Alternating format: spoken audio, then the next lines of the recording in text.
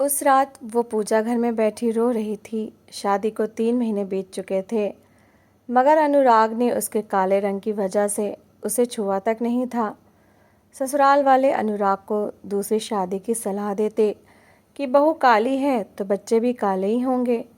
वो गुस्से में खड़ा अपनी पत्नी को देख रहा था। वो धीरे से उसके पास आया। अगर चाहो तो दीपावली के बाद तुम आज़ाद हो सकती हो। पूनम के आंसू और तेज़ी से बहने लगे। दीपावली पर पति अपनी पत्नी को कंगन पहनाते हैं, क्या आप मुझे तलाक देंगे? वो रोने लगी और भगवान के सामने प्रार्थना करने लगी। धनतेरस की रात जब उसका पति घर आया तो वो कह रही थी, हे भगवान, इनके दिल में मेरे लिए दया डाल दे। मैं इनकी पत्नी हूँ। मेरा रूप जैसा भी है तूने बनाया है। जब तू कहता है कि रंग रूप से कोई इंसान बड़ा छोटा नहीं होता, तो दुनिया वालों ने अपने नियम क्यों बना रखे हैं? हे प्रभु, मेरी इस परीक्षा को कम कर दीजिए। पूनम के आंसू उसके गालों पर बह रहे थे और उसका दिल बहुत बुरी तरह दुखा हुआ था। कार्तिक का महीना चल रहा था। वो पूजा घर में बैठी बुरी तरह रो रही थी और अपने दुनिया के दुख भगवान को सुनाने में मगन थी। कमरे में हल्की सी शांति थी और बाहर कहीं दूर मंदिर के लाउडस्पीकर पर भजन की धीमी आवाज़ आ रही थी। उस आवाज़ में एक सुकून था, मगर पूनम के मन का तूफान किसी तरह थम नहीं रहा था। उसकी शादी को 3 महीने होने को आए थे, मगर उसके पति ने उसकी सांवली रंगत की वजह से उसे अपनाया तक नहीं था। पत्नी का स्थान देना तो बहुत दूर की बात थी। वो उसके करीब भी नहीं आता था। जब भी वो उसकी तरफ देखता तो उसकी आंखों में नफरत साफ नज़र आती थी। नज़रों की वो बेरुखी पूनम के दिल को अंदर तक ज़ख्मी कर देती थी। वो कई बार सोचती कि आखिर उसने ऐसा क्या पाप किया है जिसकी सज़ा उसे इस तरह मिल रही है। वो एक बात सोचकर हमेशा परेशान रहती कि जब मेरे सांवले रंग से इनको और इनके घर वालों को इतनी ही दिक्कत थी तो उन्होंने शादी के लिए हाँ क्यों की थी? शादी से पहले ही मना कर देते तो इस तरह उसका अपमान तो ना होता, ना उसके सपने टूटते और ना उसके दिल में इतनी गहरी चोट लगती। ससुराल वालों का व्यवहार भी उसके साथ ना होने के बराबर था। वो लोग भी बात बात पर उसे उसके रंग के ताने दिया करते थे। कोई कहता कि ये तो हमारे परिवार की सुंदरता पर धब्बा लगा देगी, तो कोई कहता कि इसके आने से घर की रौनक ही फीकी पड़ गई है। सबके शब्द तीर की तरह उसके दिल में चुभ जाते थे, मगर वो खामोशी से सब कुछ बर्दाश्त कर लेती थी। वो अक्सर अनुराग को भी दूसरी शादी की सलाह देने लग जाते थे। कहते थे कि तुम्हारी ये पत्नी काली है तो बच्चे भी काले ही ना हो जाएं, फिर घर में काले लोगों की लाइन लग जाएगी। अच्छा यही है कि दूसरी शादी कर लो और उसी से बच्चे पैदा करो। खूब देखभाल कर किसी गोरी लड़की से शादी करना। ऐसा ना हो कि पिछली बार की तरह वो भी काली उठा लाओ और फिर उसे भी हाथ लगाने का मन ना करे। ये कहते हुए सब हंस देते थे और उनकी हंसी पूनम के कानों में जहर की तरह घुल जाती थी। वो दिल ही दिल में टूट जाती थी। कई बार उसकी आंखों में आंसू आ जाते, मगर वो सिर झुकाकर चुपचाप वहाँ से उठ जाती थी। उसे महसूस होता था जैसे उसकी इज्जत और उसके अस्तित्व को सबके सामने कुचल दिया गया हो। पूरा कार्तिक महीना वो रोते हुए और भगवान के सामने प्रार्थना करते हुए बिता रही थी। पहले उसकी ज़िंदगी में जितने भी त्यौहार आए थे वो खुशी और सुकून के साथ बीते थे। वो बिना किसी लालच के भगवान की पूजा किया करती थी, लेकिन इस बार वो हर समय यही प्रार्थना करती रहती थी, हे भगवान, अनुराग के दिल को मेरे लिए पिघला दीजिए। इनके दिल में मेरे लिए थोड़ा सा प्यार भर दीजिए। ऐसा नहीं था कि वह अनुराग के करीब जाने के लिए बेताब थी। वो बस उसकी दूसरी शादी या तलाक नहीं चाहती थी। वो चाहती थी कि उसका घर किसी तरह बच जाए और उसकी इज्जत बनी रहे। पूरे महीने उसका समय घर के काम और पूजा पाठ में बीत रहा था। वह सुबह सबसे पहले उठती और घर के कामों में लग जाती। नाश्ता बनाना, बर्तन धोना, घर साफ करना और सबकी बातें सुनना, ये सब उसकी रोज़ की ज़िंदगी बन चुका था। कोई उसकी थकान को नहीं देखता था और ना ही कोई उसकी खामोशी को समझता था। एक दिन वो रसोई में सबके लिए खाना बना रही थी। उस दिन उसकी तबीयत बहुत ज़्यादा ख़राब थी। सिर में दर्द था और शरीर में अजीब सी कमज़ोरी महसूस हो रही थी, मगर इस बात की किसी को परवाह नहीं थी। वो मरे या जिए, इससे किसी को फ़र्क नहीं पड़ता था, यहाँ तक कि उसके अपने पति को भी नहीं। वो रसोई में खड़ी पूड़ियाँ तल रही थी और चूल्हे की तेज़ आंच उसके चेहरे पर लग रही थी। पसीना उसके माथे से बह रहा था और उसकी आंखों के सामने बार बार अंधेरा सा छा जाता था, मगर वो खुद को संभाल कर दोबारा काम में लग जाती थी। अचानक उसे ज़ोर का चक्कर आया और उसके हाथ से कलछी गिर गई। थोड़ा सा गर्म तेल छलककर उसके पैर और हाथ पर गिर गया। तेज़ जलन से उसकी सांस रुक सी गई। वो दर्द से कराह उठी और पास की कुर्सी पर बैठ गई। उसका सिर भारी हो रहा था और दुनिया उसके सामने गोल गोल घूम रही थी। चूल्हे पर रखा खाना जलने लगा और उसकी महक पूरी रसोई में फैल गई, मगर पूनम को इसका होश ही नहीं था। वो अपनी हालत संभालने की कोशिश कर रही थी और उसकी आंखों के आगे धुंध सी छा रही थी। उसी समय उसकी सास रसोई में आई। उन्होंने जैसे ही जले हुए खाने की गंध महसूस की तो उनका चेहरा गुस्से से लाल हो गया। उन्होंने आगे बढ़कर पूनम को ज़ोर से एक थप्पड़ मार दिया।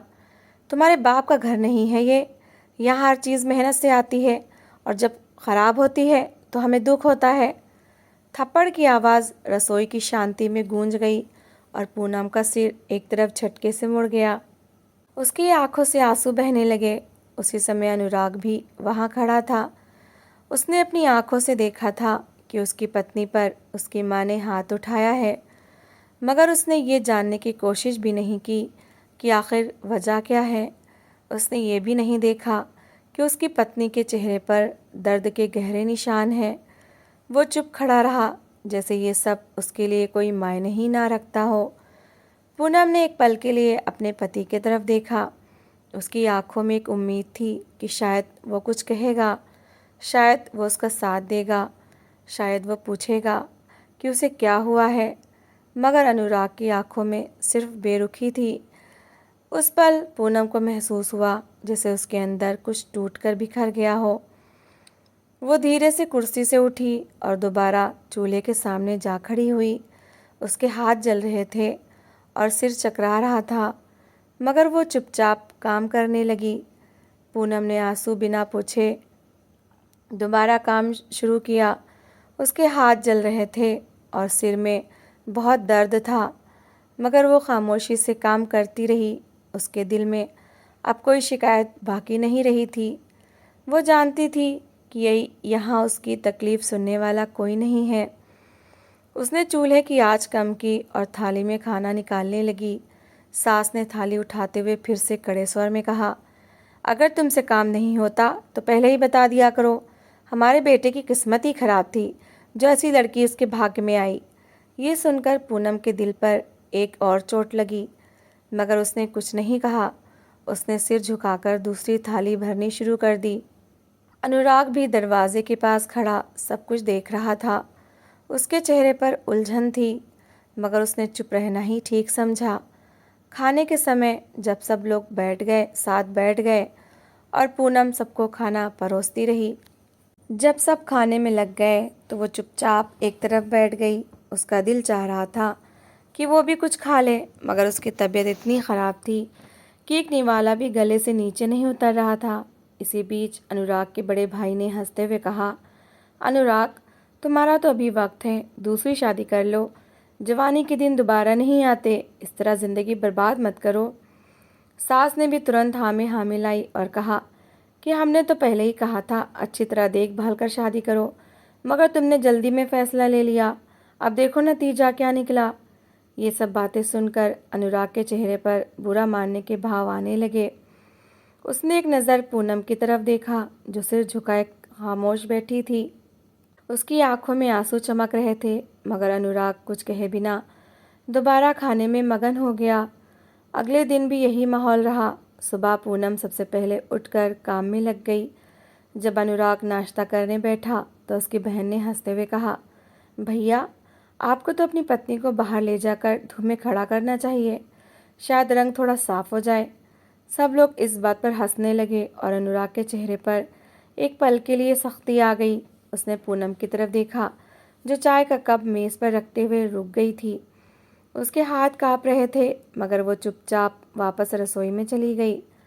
अनुराग के दिल में अजीब सी उलझन थी। उसे याद आया कि शादी से पहले जब उसने पूनम को देखा था तो वो उसकी सादगी और मीठे बोल से बहुत प्रभावित हुआ था। उसकी आंखों में एक अजीब सा सुकून था। वो कम बोलने वाली लड़की थी, मगर उसकी बातों में सच्चाई थी।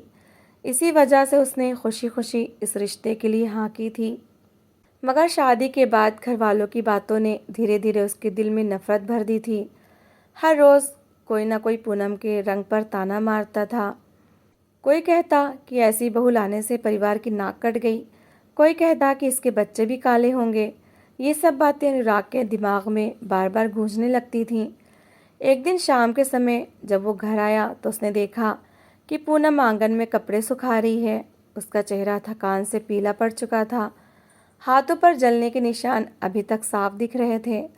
अनुराग कुछ देर वहीं खड़ा उसे देखता रहा। उसके दिल में एक पल के लिए हमदर्दी जागी, मगर उसी समय उसकी माँ की आवाज़ कानों में गूंजी, बेटा, अगर तुमने अभी फैसला नहीं किया तो बाद में पछताओगे। जिंदगी भर ऐसी पत्नी के साथ रहना आसान नहीं होता। ये सुनकर अनुराग के दिल में पैदा होने वाली कोमलता फौरन ख़त्म हो गई। उसने मुंह फेर लिया और अंदर चला गया। उस रात भी घर में इसी बात पर चर्चा होती रही। अनुराग की बहन ने कहा कि भैया, आपको किसी अच्छी गोरी लड़की से शादी कर लेनी चाहिए, अभी आपकी उम्र ही क्या है।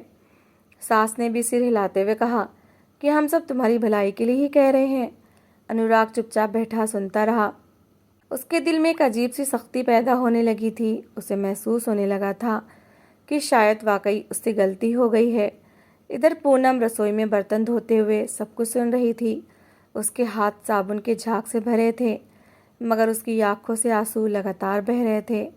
उसने धीरे से सिर उठाकर अनुराग की ओर देखा। दिल में एक ही प्रार्थना थी, भगवान मेरे हाल पर दया करो। और इसी खामोश प्रार्थना के साथ उसकी ज़िंदगी का एक और दिन ख़त्म हो गया। कार्तिक के आखिरी दिन तेज़ी से बीतने लगे और घर में दीपावली की तैयारियां शुरू हो गई थीं। मगर इस घर में एक दिल ऐसा भी था जिसके अंदर खुशी नाम की कोई चीज़ नहीं बची थी। वो दिल पूनम का था। धनतेरस की रात आ गई थी। गलियों में रोशनी और चहल पहल थी। हर घर से खुशी की आवाज़ें आ रही थीं। कहीं गहनों की खनक थी और कहीं पकवानों की खुशबू। मगर पूनम के कमरे में गहरा सन्नाटा था। वो रोज़ की तरह पूजा घर में बैठी थी। उसके हाथ प्रार्थना के लिए जुड़े हुए थे और आंखों से आंसू लगातार बह रहे थे। उसका दिल टूट चुका था, मगर उम्मीद का एक छोटा सा दीपक अभी भी जल रहा था।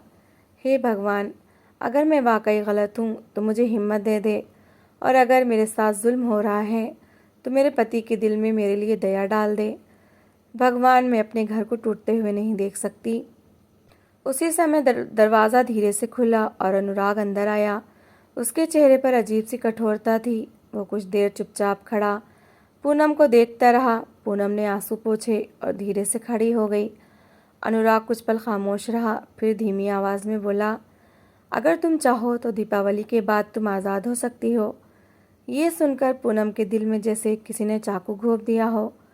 उसकी आंखों से आंसू तेज़ी से बहने लगे।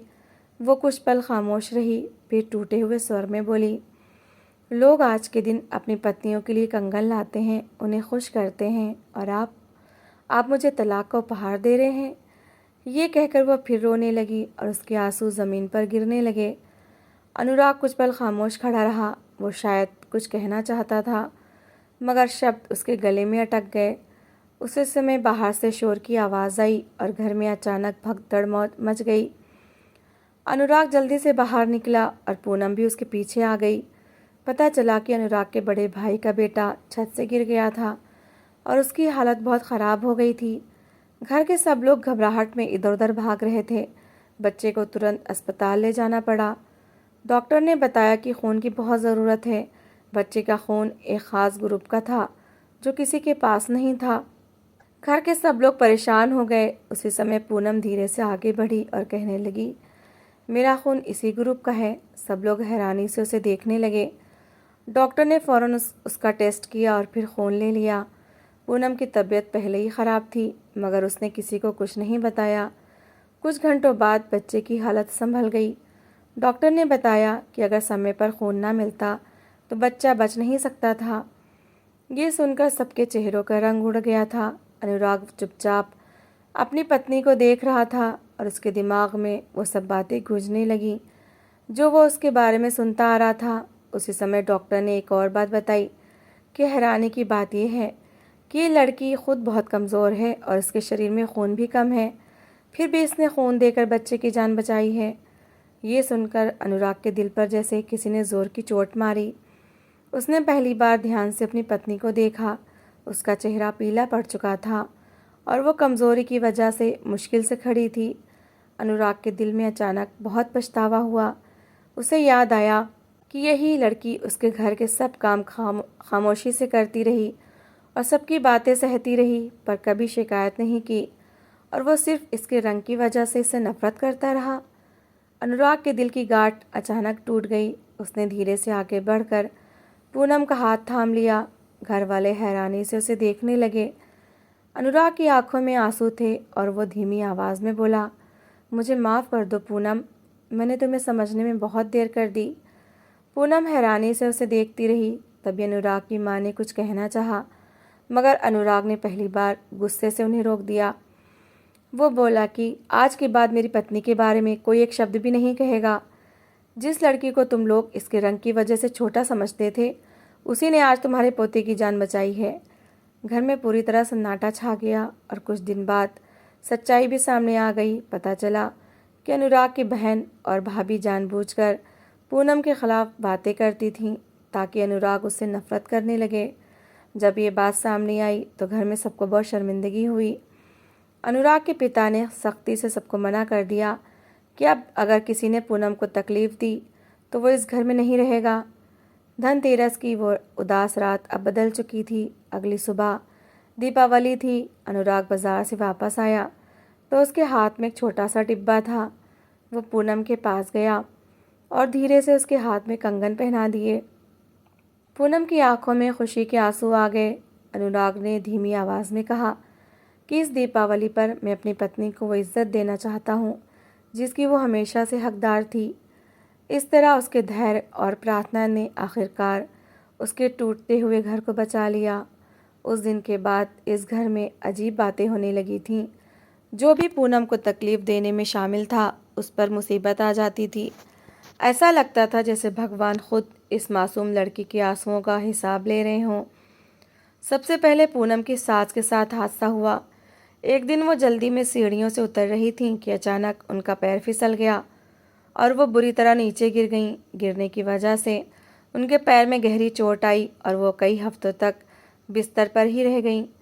घर में सब लोग परेशान थे, मगर ऐसे समय में जो इंसान सबसे ज़्यादा उनकी सेवा कर रहा था वो पूनम थी।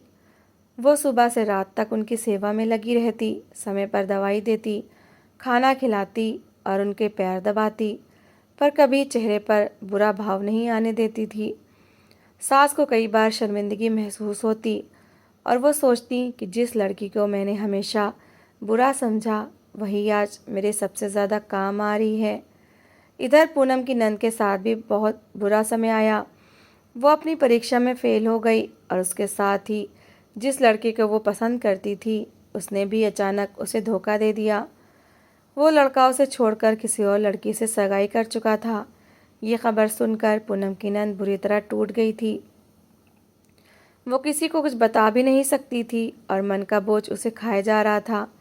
ऐसे समय में भी पूनम ने ही उसका सहारा बनकर उसे संभाला।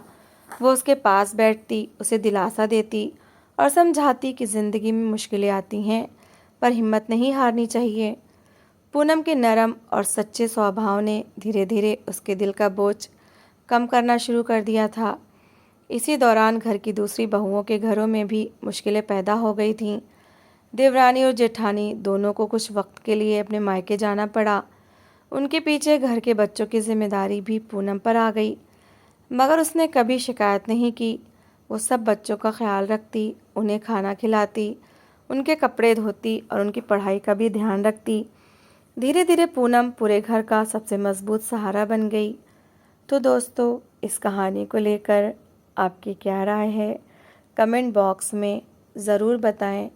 और अगर आपको हमारी आज की कहानी अच्छी लगी हो तो प्लीज़ इसे लाइक ज़रूर करें। अगर आपने अभी तक हमारे चैनल को सब्सक्राइब नहीं किया तो ज़रूर कर लीजिए। तो मिलते हैं ऐसी ही एक और मोटिवेशनल कहानी के साथ।